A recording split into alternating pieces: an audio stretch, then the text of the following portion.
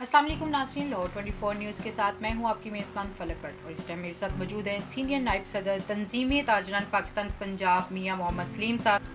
जो लोग अपना पैसा घरों में रख के बैठे हुए थे, उन्होंने मार्केट में अपना पैसा इन्वेस्ट करना शुरू कर दिया। वो अपनी एक्सपोर्ट को 32 अरब डॉलर पर लेके गया। अस्सलाम वालेकुम नाज़रीन, लाहौर 24 न्यूज़ के साथ मैं हूं आपकी मेज़बान फलक भट्ट और इस टाइम मेरे साथ मौजूद हैं सीनियर नायब सदर तंजीम ताजरान पाकिस्तान पंजाब मियां मोहम्मद सलीम साहब। सलीम साहब, सबसे पहले बताइएगा कि कैसे देखते हैं मौजूदा हुकूमत के आने के बाद मुल्की हालात और ताजर बरादरी के कारोबार की कंडीशन क्या है? बिस्मिल्लाहिर्रहमानिर्रहीम। देखिए, मैं अगर इन 11 महीनों की बात करूं तो उससे पहले मुझे पिछले 3.5 साल का जिक्र करना पड़ेगा। ठीक है। उसकी वजह यह है कि 3.5 साल में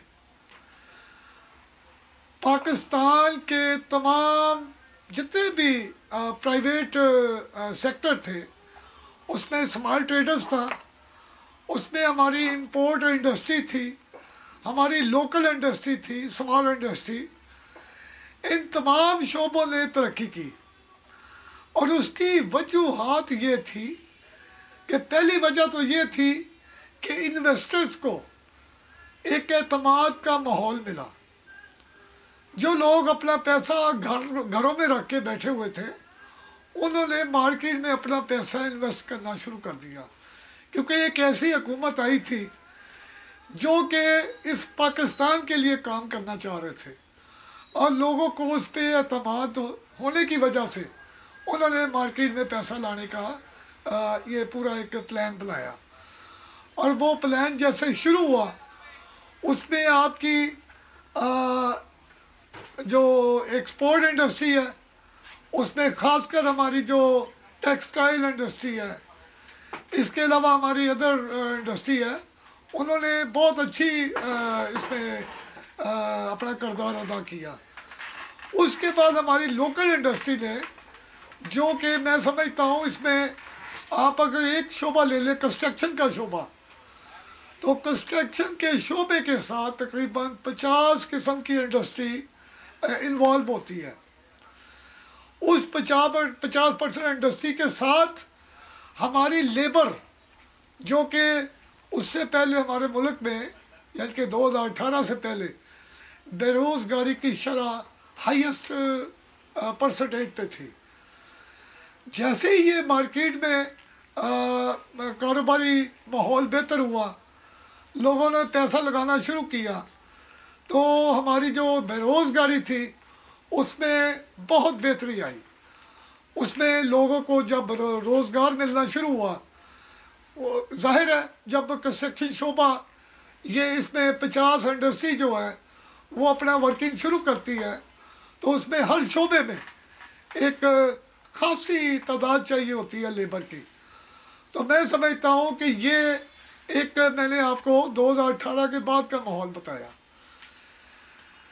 2022 के जनवरी, फरवरी, मार्च में पाकिस्तान, जो कि कभी 21 अरब डॉलर या 22 अरब डॉलर से ऊपर नहीं गया था, वो अपनी एक्सपोर्ट को 32 अरब डॉलर पर लेके गया।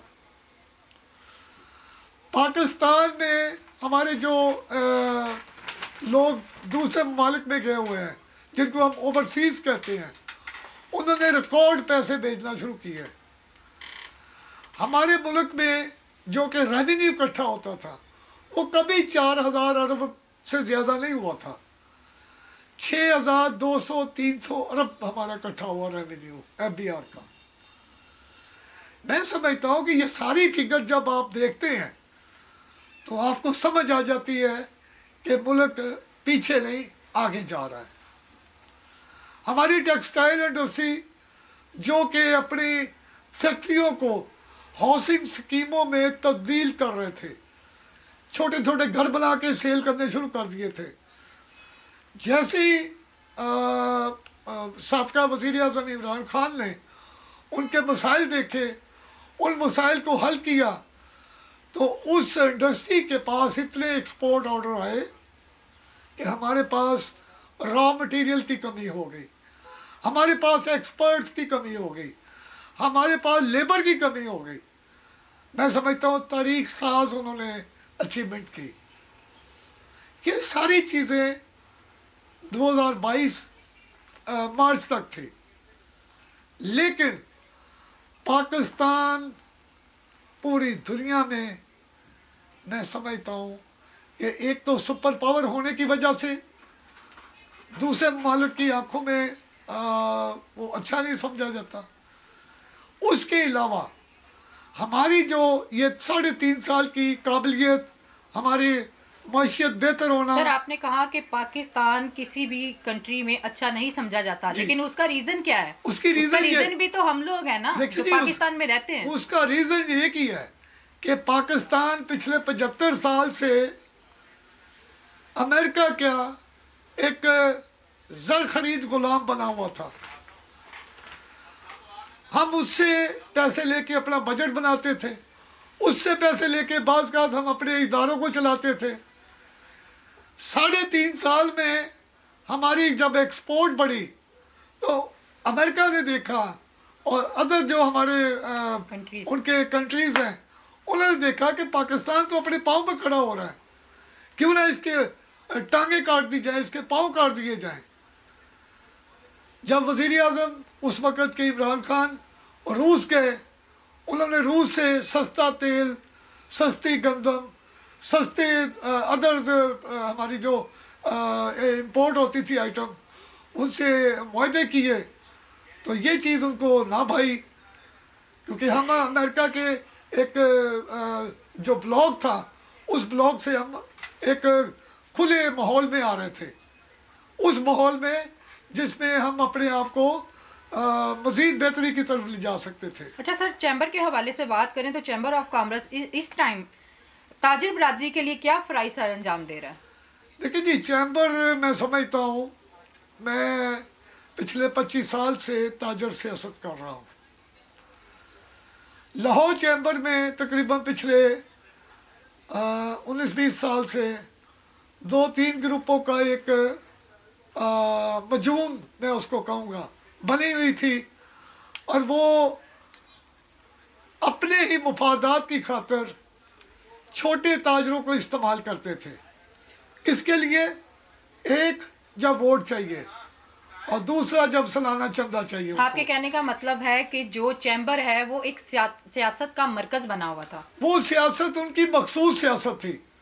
वो चंद लोग हैं बड़े जो इसके ऊपर मुसल्लत हुए हैं। वो वहाँ पर जितना बजट आता है उसको एक वो अपने ही दायरा कार में एक वो सालाना रिपोर्ट बनाते हैं हर साल, और वो आगे दे देते हैं। उसमें क्या कुछ होता है, क्या कुछ कौन क्या लेता है, क्या देता है, मैं समझता हूँ ये आज तक बाहर आया ही नहीं है। साहब, प्याफ और को दो हिस्सों में यही वजह हुई कि आज 20 साल बाद प्याफ और फाउंडर अपने मुफादात की वजह से दो हिस्सों में बट गई, और 2 हिस्सों की बजाय फाउंडर के भी हिस्से हो गए मजीद। तो मैं समझता हूँ जहाँ पर मुफादात, ज़ाती मुफादात होते हैं ना, वो चीज़ें इस तरह नहीं चलती। छोटे ताजरों को हमेशा इस्तेमाल किया गया।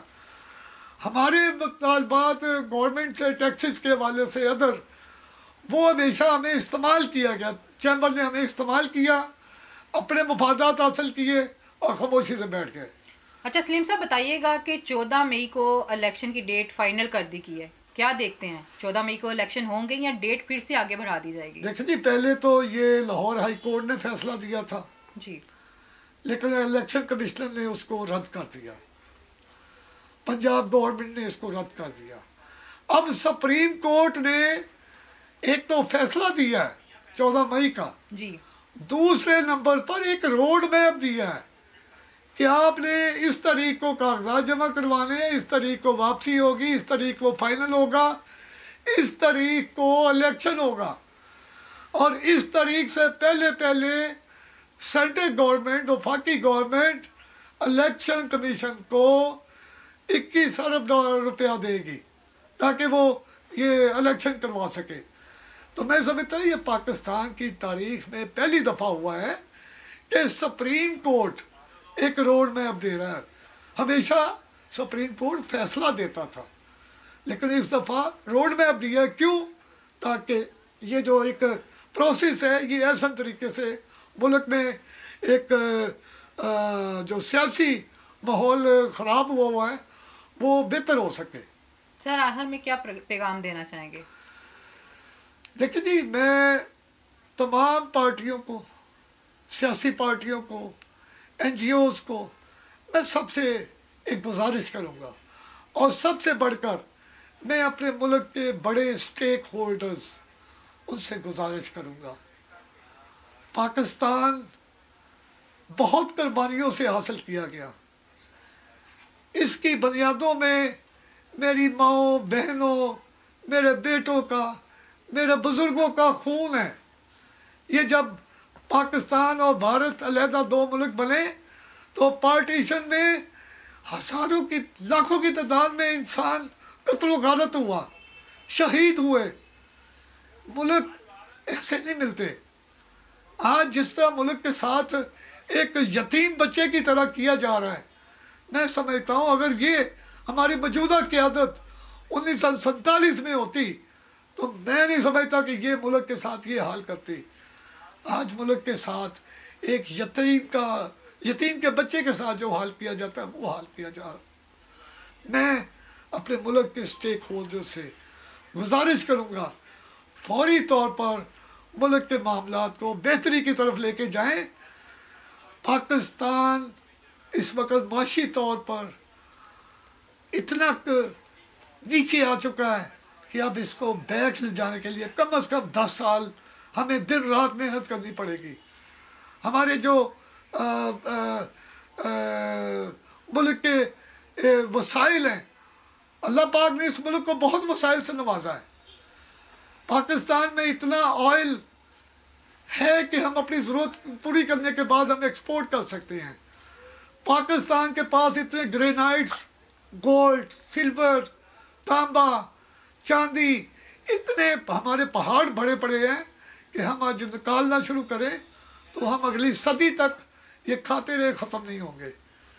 खुदारा इस मुल्क को बचा ले। ये मुल्क सोने की चिड़िया है। इसके वसाइल को, इसके मसाइल पर तरजीह दें। जी नाज़रीन, ये थी मियां मोहम्मद सलीम साहब की बातें। उन्होंने कहा कि मुल्क को बचा लें, मुल्क जो है वो सोने की चिड़िया है। इसी के साथ अपनी मेज़बान फलक भट्ट को इजाज़त दीजिएगा। अल्लाह ने के बाद।